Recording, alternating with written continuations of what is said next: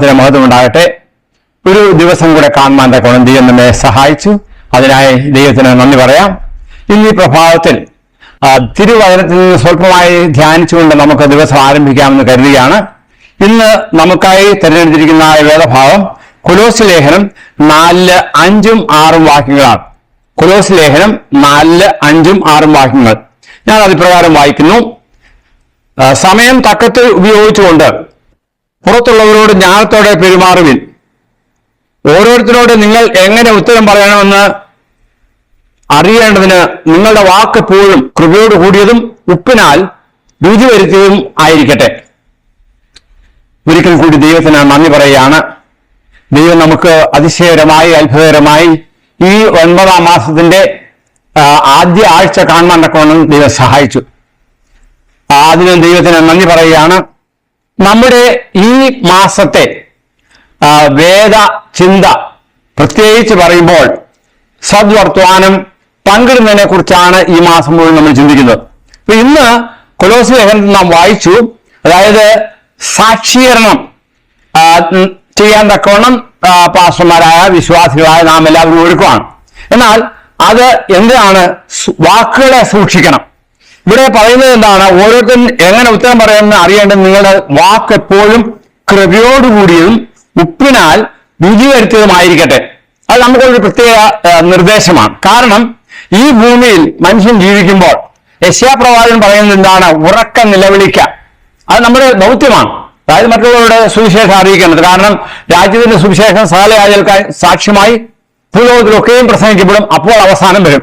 അതിന്റെ ഒരു ഭാഗമായി തീരുവാൻ തക്കവണ്ണം ഞാനും നിങ്ങളും അതെ കടമ്പെട്ടവരാണ്. അപ്പോൾ അതേ യെശയ്യാ പറഞ്ഞ പോലെ ഉറക്ക വിളിക്കുക അത് നമ്മുടെ ജോലിയാണ്. എന്നാൽ ഈ ഉറക്ക വിളിക്കുമ്പോൾ നാം എന്ത് ചെയ്യണം? ചില നല്ല ഉദ്ദേശത്തോടുകൂടി ആയിരിക്കണം. ഇവിടെ പറയുന്നത് പ്രത്യേക നേട്ടങ്ങളും അല്ലെങ്കിൽ അവസരങ്ങളെ വ്യർത്ഥമായി ഉപയോഗിക്കുന്ന ഒരു സാഹചര്യം നമുക്ക് വന്നേക്കാം. അതും പ്രത്യേകിച്ച് ഞാൻ ശ്രേഷ്ഠനാണ്, അതുകൊണ്ട് മറ്റുള്ളവരെ ന്യായം വിധിക്കുന്നതായ ഒരു പ്രവണത പാടില്ല. ആയതുകൊണ്ട് നമ്മുടെ നാവിൽ നിന്ന് വരുന്ന വാക്കുകൾ കണിശമായിട്ടും അത് മറ്റുള്ളവരെ ക്രിസ്തുവിലേക്ക് ആകർഷിക്കുന്നതായിരിക്കണം. സ്വാർത്ഥ തൽപരരായി നാം ചെയ്യുന്ന ഏത് കാര്യവും ദൈവം ഒരിക്കലും അംഗീകരിക്കുകയില്ല. കാലാന്ത്യത്തിൽ ജീവിച്ചിരിക്കുന്നവരായ നാം ഒരു കാര്യം ഓർക്കണം.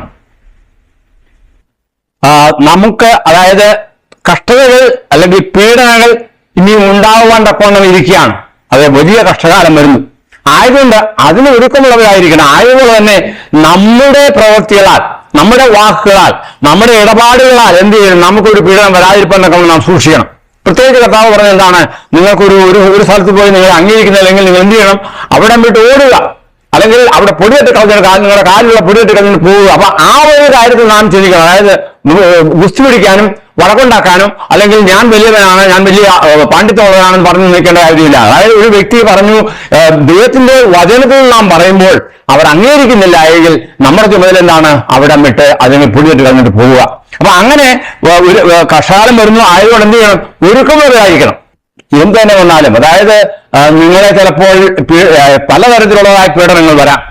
ഇപ്പൊ എന്താണ് എങ്ങനെയാണെന്ന് വെച്ചാൽ എനിക്കറിയത്തില്ല. പക്ഷെ തിരുവചനം പറയുന്നുണ്ട് അത് നാം ഒരുക്കമുള്ളവരായിരിക്കുക. കർത്താവ് ക്രൂശോളം കക്ഷത സഹിച്ചു. ആയതുപോലെ തന്നെ ചിലപ്പോൾ നാം കക്ഷത സഹിക്കേണ്ടതായ ആവശ്യം വന്നേക്കാം. അങ്ങനെ വരുമ്പോൾ എന്താണ് നാം? അതായത് നിസ്വാർത്ഥ സേവനത്തിൽ യേശുവിനെ പോലെ ജീവിക്കുക. യേശു എന്താണ് ചെയ്തത്? തന്നെ ക്രൂശിലേക്ക് കൊണ്ടുപോയപ്പോൾ അവർ തുപ്പി, അവരെ തന്നെ അസഭ്യം പറഞ്ഞു, ചിലര് അടിച്ചു. ഇതൊക്കെ ചെയ്തിട്ടും കർത്താവ് ഒരു വാക്കുപോലും പറഞ്ഞില്ല. അതുകൊണ്ട് ഒരു വാക്കും പറയേണ്ട എന്നുള്ള രീതിയിൽ ഞാൻ പറയുന്നത്. പക്ഷെ എന്താണ്? നാം ബുദ്ധിയോടുകൂടി പ്രവർത്തിക്കുക. കാരണം നമ്മുടെ ലക്ഷ്യം ഈ ഭൂമിയിലെ രാജ്യമല്ല, ഈ ഭൂമിയിലെ ഭവനമല്ല, ഈ ഭൂമിയിലെ വാസമല്ല, പിന്നെയോ സ്വർഗരാജ്യത്തിന് ഓഹരിക്കാരായി. അതായത് കർത്താവ് പറഞ്ഞത് എന്താണ്? ഞാൻ നിങ്ങളൊരു ഭവനം ഒരുക്കാൻ പോകുന്നു, ആ ഭവനത്തിൽ എത്തി അതിന് സന്തോഷത്തോടെ വസിക്കാൻ തക്കണം. നാം എന്ത് ചെയ്യണം? അറിഞ്ഞ വെളിച്ചത്തിൽ പ്രവർത്തിക്കുക.